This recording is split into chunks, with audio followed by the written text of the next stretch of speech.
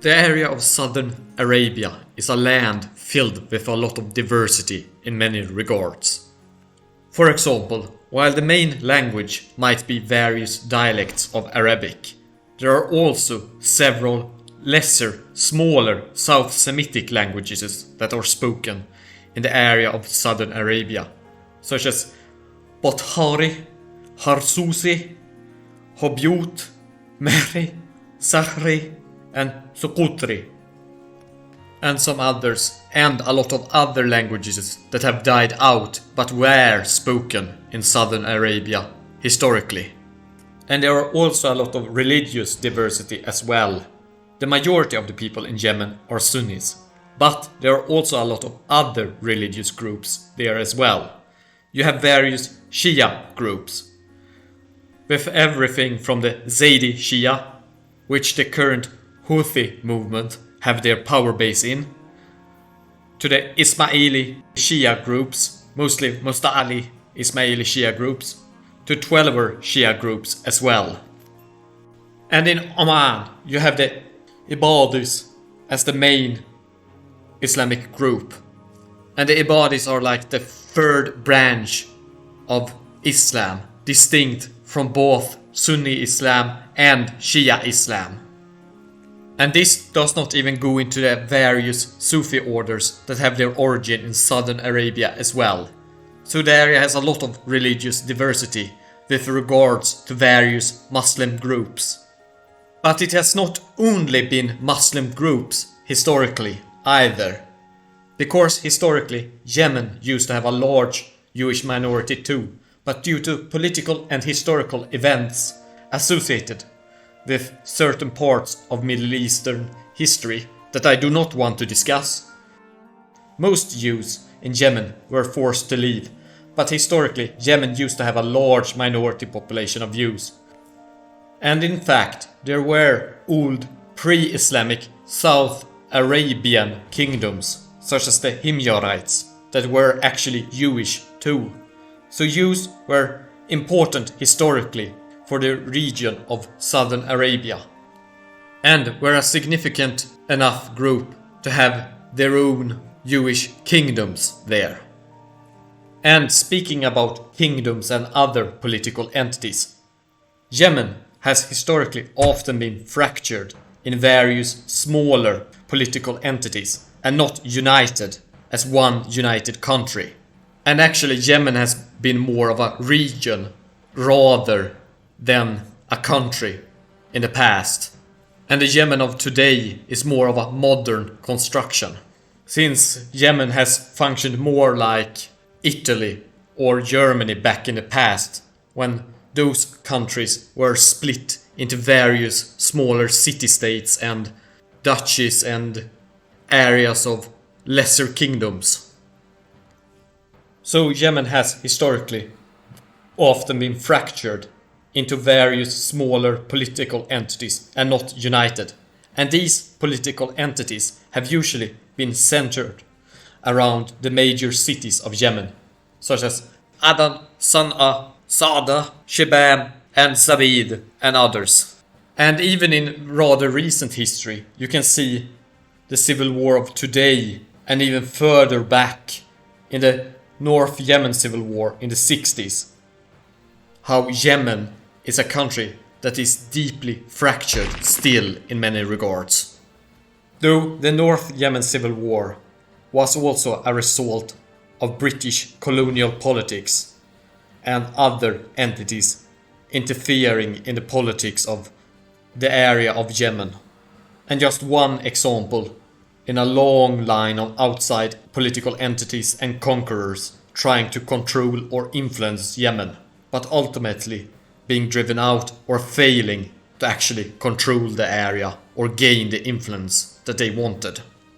Since the area of Yemen is actually very hard to control, and the area of southern Arabia tends to promote strong local powers that often historically were very productive in terms of contributions to the greater Arabic culture. And southern Arabia, alongside the area of Iraq and Egypt, can be seen as the main centers of Arab culture, historically. And even before the rise of Islam, southern Arabia was home to some of mankind's earliest civilizations too.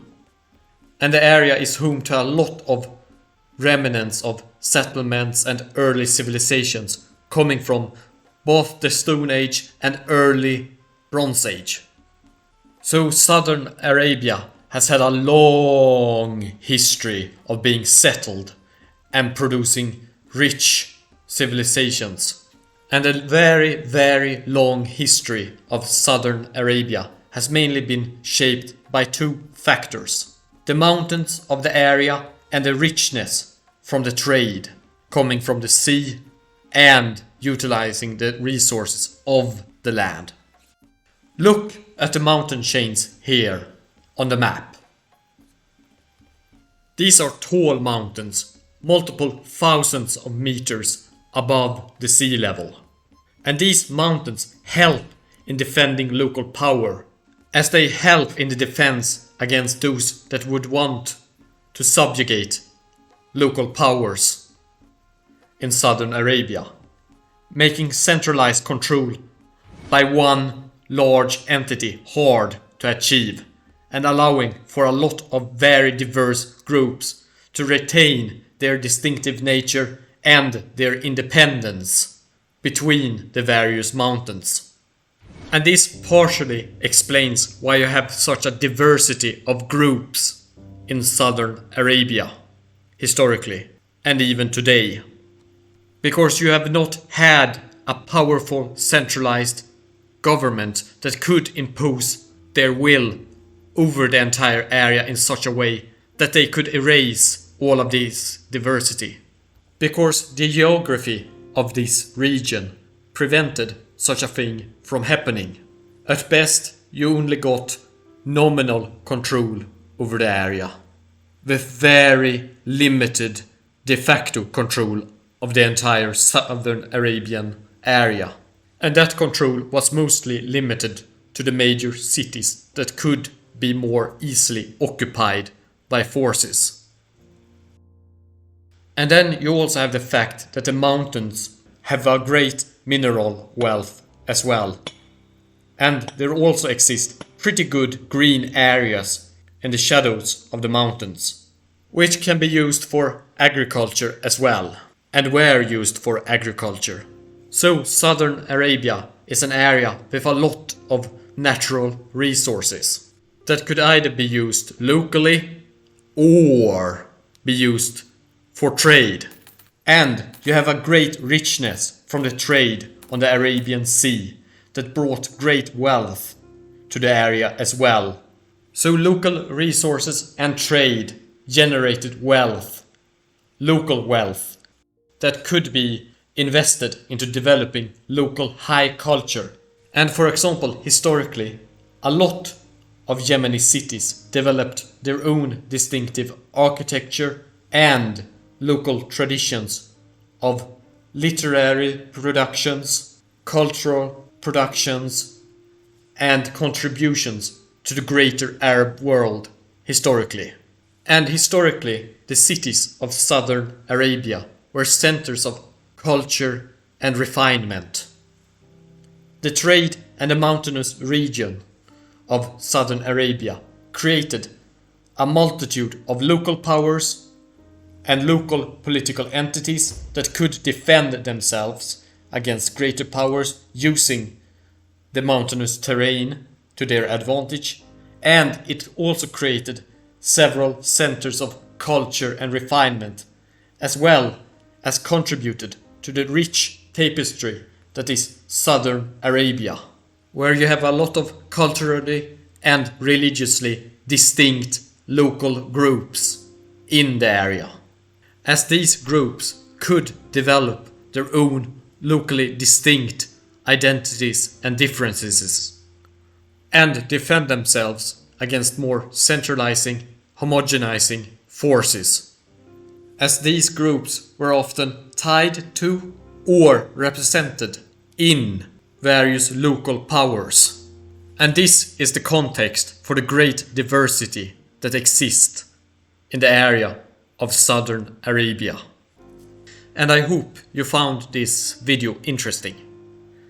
Please ask questions and leave comments in the comment section, and I will try to respond to you as quickly as possible.